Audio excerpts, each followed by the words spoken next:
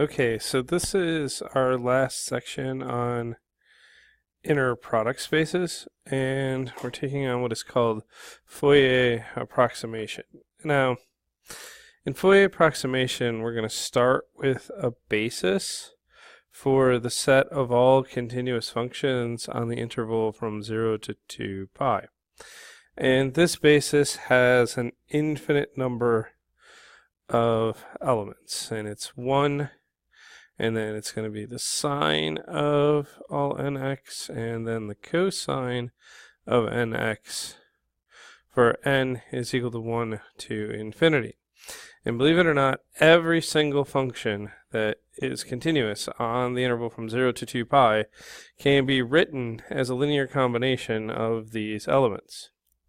Okay, so if I take and normalize this basis, I'm going to get 1 over the square root of 2 pi, and then I'm going to get 1 over pi, square root of pi, sine of nx, and then 1 over the square root of pi cosine nx, and from n equals 1 to infinity.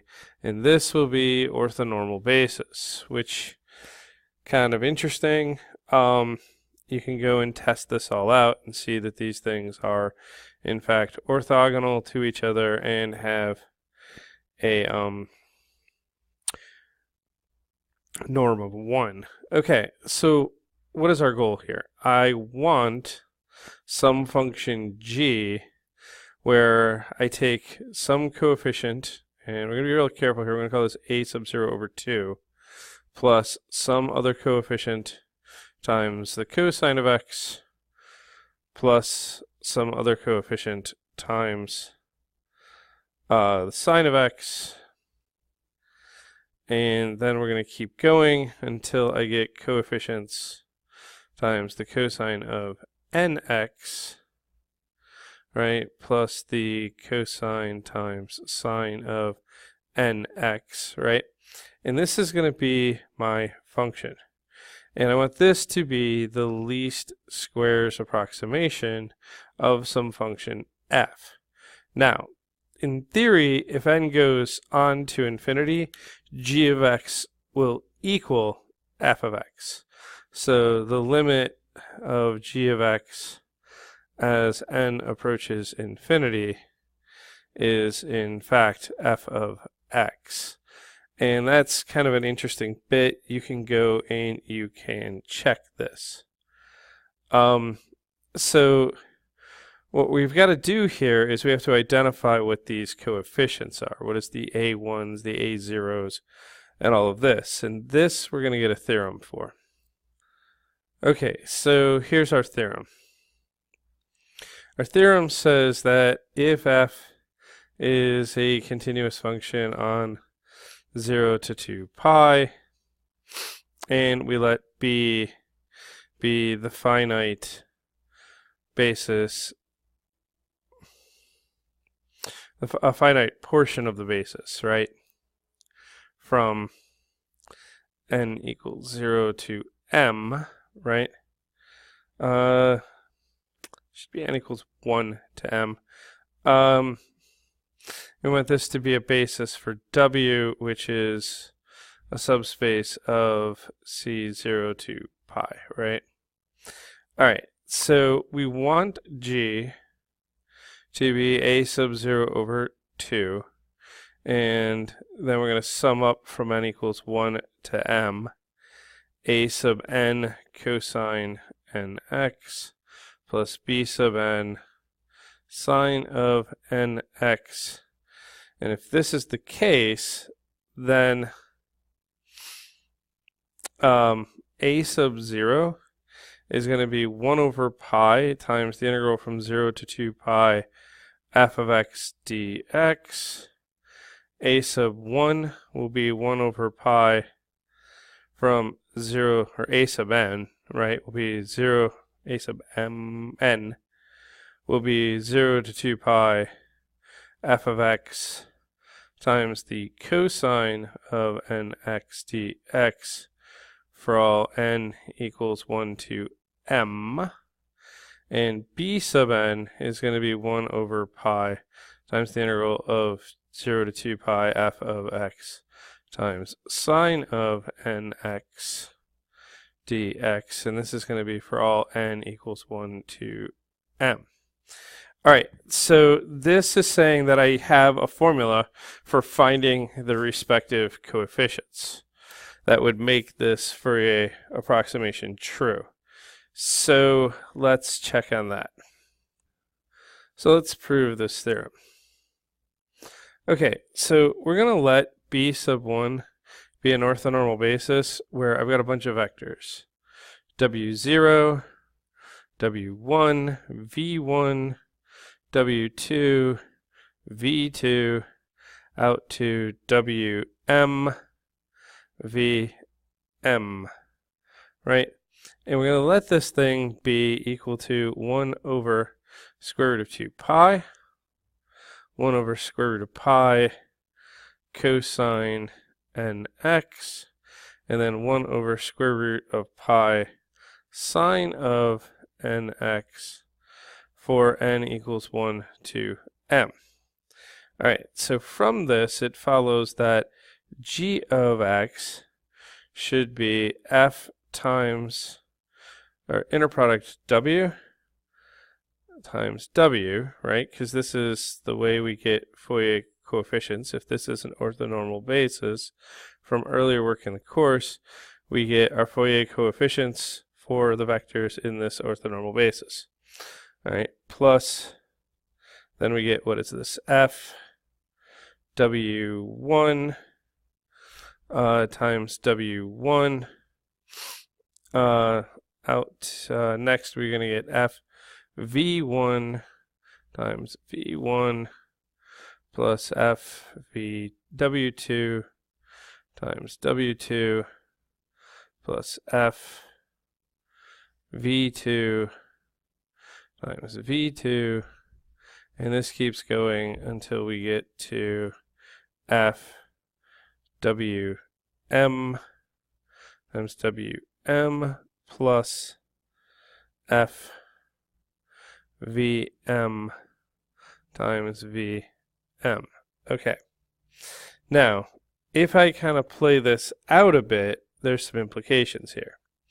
This means that if this is the g that I want, then a sub 0 over 2 should be f w0, and a sub 1 should be f w1, and b sub 1 should be f v1, and this keeps going until I get to a sub m should be f wm, and b sub m should be f v m. Okay, so we have a link between these inner products and the coefficients that we want for g, right? All right, so let's take a look at what happens here. Okay, so since a sub 0 over 2 is f w sub 0, right, sub w sub 0, this should be giving me, sorry, that's not correct, f w sub 0, yeah, w sub 0 sub w sub 0, there we go, that's correct.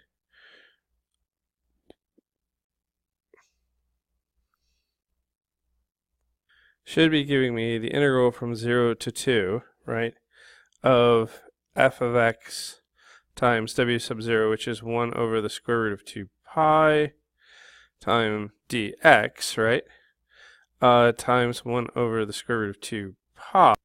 Okay, so this simplifies to 1 over 2 pi times the integral from 0 to 2 of f of x dx, which means that a sub 0 should be 1 over pi, the integral from 0 to 2, f of x dx. So that works according to our theorem. A sub n times the cosine of nx should be f times w sub n w sub n, which gets me the integral from 0 to 2 pi f of x times 1 over the square root of pi cosine nx dx times 1 over the square root of pi cosine of nx. There is some simplification that can happen here. I end up with a 1 over pi out in front and a cosine nx. Okay. And now I have the integral from 0 to 2 pi of f of x times cosine nx dx, which means that a sub n is just 1 over pi times the integral from 0 to 2 pi f of x cosine nx dx, which is the expected result for a sub n. So now we just need the b sub n's. Okay, so the b sub n times sine nx should equal inner product of f with vn, right? vn, which comes out as the integral from 0 to 2 pi f of x times 1 over square root of pi times sine nx dx times 1 over square root of pi sine nx, right? So again, simplifying these two together are going to give me a 1 over pi. I get the sine of nx from the outside times the integral from 0 to 2 pi of f of x times the sine of nx dx, which means that b sub n should be 1 over pi times the integral from 0 to 2 pi f of x times sine of nx dx, and I've proven my theorem. Alright, so let's use this in an example. Okay, so I want to find the third order Fourier approximation for f of x is equal to x. I'm going to approximate a line here using something that's much more complex. Sounds like fun. So I want a function g, right, where I get a null over 2 plus a1 cosine x plus b1 sine x plus a2 cosine 2x plus b2 sine 2x plus a3 cosine 3x plus b3 sine of 3x. Alright, so let's see what happens here.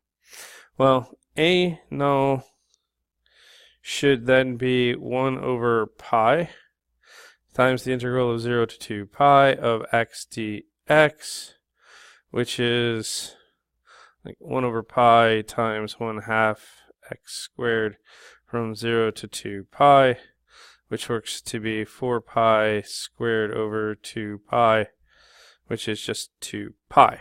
Okay, so that means that a null over 2 is just going to be pi. Fantastic. Alright, so what about the a_n's? The a_n's are going to be 1 over pi times the integral from 0 to 2 pi x times the cosine of nx dx. You can look in the notes. This is going to be a integration by parts.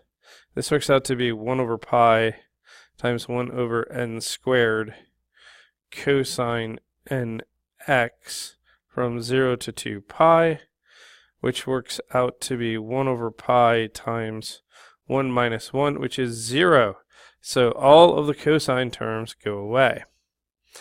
B sub n starts off as 1 over pi, integral from 0 to 2 pi, x sine nx dx. And this is, again, a by parts situation. So you get 1 over pi times negative 2 pi over n plus 1 over n times sine of nx from 0 to 2 pi, which works out to be 1 over pi times negative 2 pi over n plus 1 over n times 0 minus 0. So this falls out. This literally becomes negative 2 over n. So that's the formula that I have to use for the b coefficients. So let me get a little bit of room here.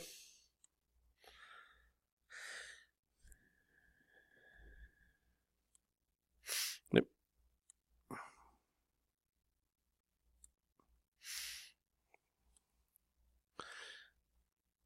So I have g of x should be a null over 2, which is just pi, minus, okay, so the a's are all gone, right?